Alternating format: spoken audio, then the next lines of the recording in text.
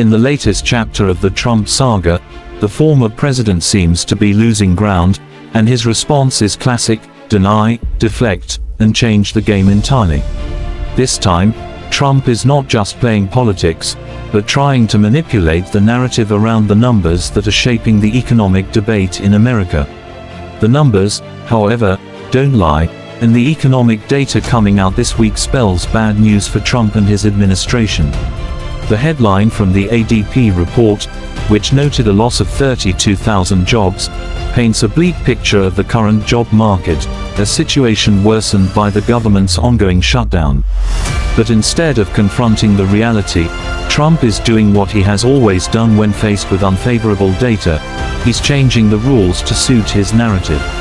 In an unprecedented move, Trump withdrew the nomination of E.J. Anton to head the Bureau of Labor Statistics, an agency responsible for publishing key economic reports like the job numbers. The move came just months after Trump fired the former director of the Bureau of Labor Statistics, citing the same reason: "I think our numbers were wrong." Of course, what Trump really means is that he didn't like the numbers. Despite the consistent accuracy of these reports, Trump's apparent solution is to get rid of the messenger when the news doesn't align with his goals. This was not just a one-off incident. The firing of the former director in August and the withdrawal of Anton's nomination seem part of a broader strategy to wrest control over economic data. Trump's administration has attempted to alter the perception of America's economic health, but it's becoming harder to ignore the reality. Meanwhile, the job numbers from the ADP report are sobering. The economy lost 32,000 jobs in September. Within that, sectors like construction, manufacturing, and service industries were hit hard. Job losses were particularly severe in leisure and hospitality, and professional and business services. Yet Trump's response was not to address the underlying issues but to deflect blame. His administration's withdrawal of Anton's nomination was a direct attempt to control how these numbers are reported, reinforcing the president's history of challenging the truth when it doesn't fit his agenda. While Trump tried to use the shutdown as a bargaining chip, blaming the Democrats for the crisis, the truth is far clearer: the shutdown is a direct result of Trump's own decisions. A majority of Americans, 47%, hold Republicans accountable for the shutdown, compared to only 30% who blame Democrats. The reality is, the Republican Party and Trump are the architects of this economic crisis.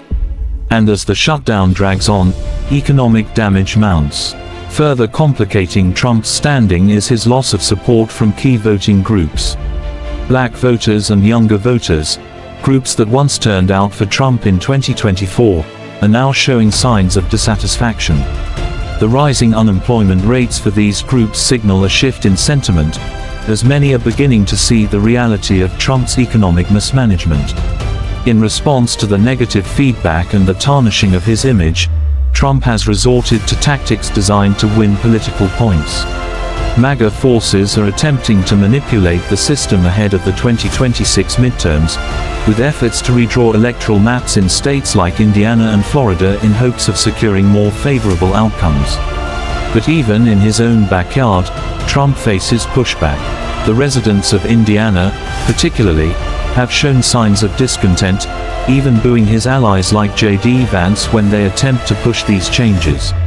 Despite the setbacks, Trump and his loyalists continue to work behind the scenes to influence the outcome of future elections, including in states with significant sway in the national conversation. But with these moves comes a deeper question: if the numbers don't align with your objectives, how far are you willing to go to rewrite the story? For Trump, the answer has always been simple: change the numbers, change the game. As we look toward the 2026 elections, it's clear that the political battle is far from over. The path ahead will be full of challenges for those of us who believe in the values of truth, democracy, and fair governance. But we are not backing down. This fight for the future of America will continue, and we are here to see it through. For more on the current political climate and the fight for democracy, make sure to subscribe to Really American Media. Together, we will keep this conversation alive.